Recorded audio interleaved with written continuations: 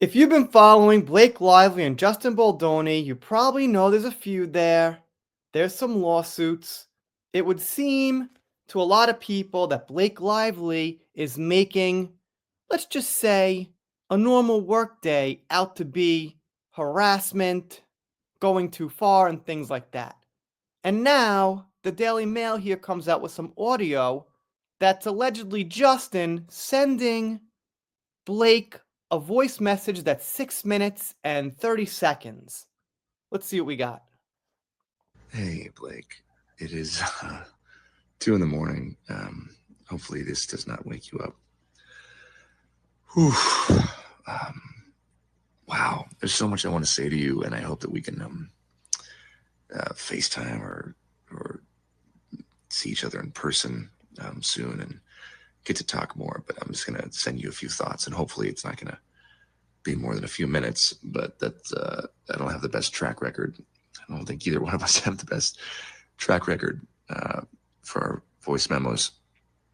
I want to start with an apology. Man, reading the second part of your message, my heart sank. All right, so right away, it is a message, and he said he hopes it didn't wake her up, so I guess maybe it rang on her phone. Blake is married, so if he thought this would be inappropriate or he could get caught or something, not sure why he'd do it. It sounds a little funny, yeah, if I'm being straight honest. Yeah, kind of a little bit of a sexy voice there, unless that's just how he talks, I'm not sure. But also keep in mind throughout this, they're on some big project together, and this is sometimes how creative people talk, but you be the judge. And I'm really sorry. I for sure fell short, and you worked really hard on that, and the way you framed it, and how that made you feel. I just want to say thank you for sharing that with me. That takes a lot of trust and vulnerability, and I feel really grateful that you feel safe enough to tell me that that's how you feel and share that with me. And I'm really sorry. I f***ed up. That is a fail on my part. One thing you should know about me is I will admit and apologize when I fail. I am far from perfect. Okay, so I mean, like it sounds so far like a regular apology. Here's the thing, man. If you've got something in your head and this is supposed to be some kind of evidence that he did some kind of harassment or abuse or whatever, you could maybe frame it like that and make it like that. Seems like he's apologizing for something, could be strictly work related, some scene that went bad, could be anything. A very flawed man, as my wife will attest. And and I'm gonna up. I'm gonna say the wrong thing. I'm gonna put my foot in my mouth. I'm gonna you off probably, but I will always apologize and find my way back to center. That is one thing I can assure you of. And I'm sorry I made you feel that way. That must have felt terrible. And I will for sure do better. That was not my best weekend, and I should have given it more time. And damn right, you got great friends if that's how you felt and they knew that. And we should all have friends like that, aside from the fact that they're two of the most creative people on the planet. The three of you guys together is unbelievable. Talk about energy and just a force, all three of you. All right, so again, I guess a little weird, but he's talking about her friends being creative. So far, I could frame it as work related. Nothing here seems to be strictly personal, romantic, sexual, anything like that. But I just wanted you to know that I didn't need that, because it's really good and it's going to make the movie sing like you said. And I'm excited to go through the whole movie with you.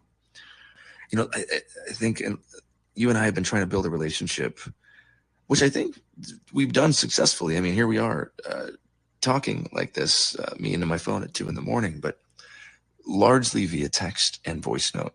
And that, I will be honest with you, that is not my biggest strength. Um, I love being with people and being in somebody's uh, in somebody's space and being face to face, and I feel like that's where I excel. And definitely fallen short at times in our text and voice note exchanges because there's so much to communicate and there's so much happening. And and all that to say, I'm just really looking forward to spending time together. Um, and I think that's going to really go a long way.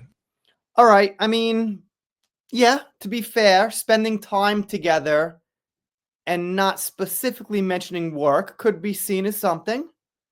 I don't want to play a one-sided thing here where she's bad, he's innocent. Got to try to be fair. Let's keep going. For our chemistry, which I believe is there and has been there from the start. So I was so damn excited when you wanted to do this film. I felt it in the room when we met. And yeah, I think it does come from the both of us being so fucking hardworking and having a vision. And All right. So, like I said, keep in mind every time he mentions work quite a bit. So, if I had to guess, this feels work related. not settling.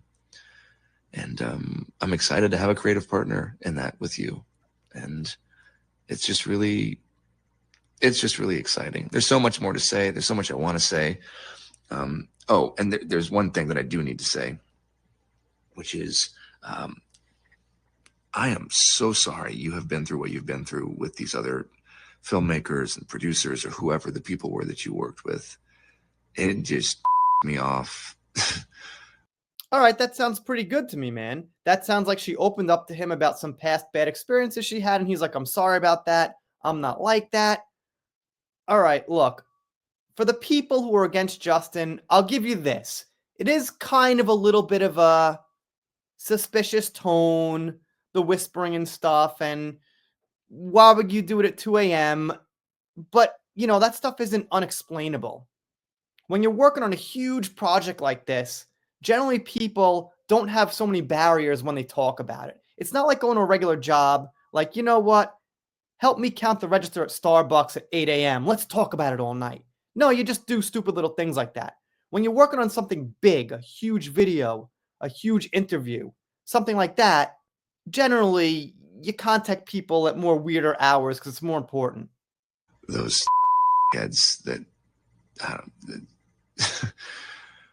I'm just still kind of blown away that this is the industry that we're in and that you've experienced that as a woman. And I know I don't need to say it, but that's not at all going to be or will be. Hopefully, it's not been the experience with me.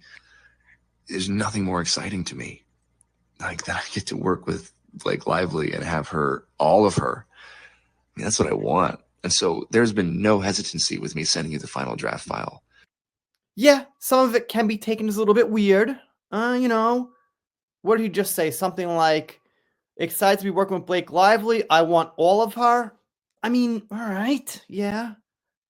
I am totally fine with that. The only reason I didn't send it today was because I was trying to implement and add your notes into my working draft, which is already like I'm all over that draft right now. So there's a whole bunch of new stars that are going to be collated pages, and I just haven't had a chance to send it to you. But there's no hesitancy. I'm happy to send it to you, and I'm sorry that that has happened to you before, and I hope after this experience there will be a new. I don't know. I hope it'll be healing in some way. But stuff like that sounds good, man. I mean, obviously, she opened up to him about something that happened in the past, and he's saying that I hope that wasn't your experience with me. Now, if you want to dive deeper down the rabbit hole, his, haters might say, well, he did something, so he's recording this to make himself look innocent. All right? Trying to play both sides. My gut feeling is, if I had to guess, it's work related. Because that's all I want. I want this movie to be healing. I want this movie to be commercial, just like you, and affect people and touch people. And I want to walk you through my whole plan and the work that we're doing with the domestic violence partner that we found no more, and just my vision. And I just know that this can be really, really special, and it's going to be special. And you're the secret sauce, and we're the secret sauce. And anyways, I have so much more to say. I'm going to stop rambling because Jesus Christ, it's been 6 minutes and 30 seconds. So me. I'm sorry. You probably have kids all over you and a baby on your boob, and you're listening to me ramble at 2 in the morning. Well, all right. I mean, he did talk about her boob, but at the same time about a baby on it, which is not very sexual, and yeah, kind of odd. I don't know. I don't have a boob, but if someone did talk about my boob and I wanted it to be romantic or sexual or something, I wouldn't want them to include the baby. But I digress. That was a bit messy, but yeah, that was kind of odd, I guess. I hope you're feeling better, and give Ryan my love. Thank you for sending me that. It means the world to me that you trust me with your feelings and your thoughts like that. And I can't wait to spend more time with you. Okay, I'm done cutting myself off. All right, you know what? I just had a thought. The whole boob thing is kind of weird, but she claims that he walked in on her when she was breastfeeding. And she claims this was like a bad thing or it was negative. But when that's happened to me, it's happened a handful of times in my life, I guess. It was just like, oh, don't look, I'm doing this, goodbye. That's it. Wasn't a big deal. So maybe he went in there while she was breastfeeding and it wasn't a big deal. Didn't they do some nude scenes together? I don't know, I'm not sure. But anyway, probably he felt comfortable making that joke because it wasn't a big deal at the time. Think about it. If it was a big deal at the time and she was actually really upset about it and he could tell, he wouldn't joke about it. Anyway, let me know what you think in the comments. I'll admit, it's a bit strange. He's got that voice. He says some offbeat things. But in context, with their relationship, I don't know exactly what was cool with her to say and what wasn't. I've had female friends throughout the years that joke about, like, anything. Just depends. Some girls, no jokes at all. You know it's going to be serious. But some girls, just anything goes. So it really depends. Women are actually vastly different when it comes to talking about that stuff. And I'm sure pretty much anyone knows that who's social or has friends or has had friends and things like that. Now I'm rambling. It's been longer than 6 minutes and 30 seconds. So anyway, if you're not subscribed yet, consider it. If you don't, I'll be sad, but I'll get over it. See you next time.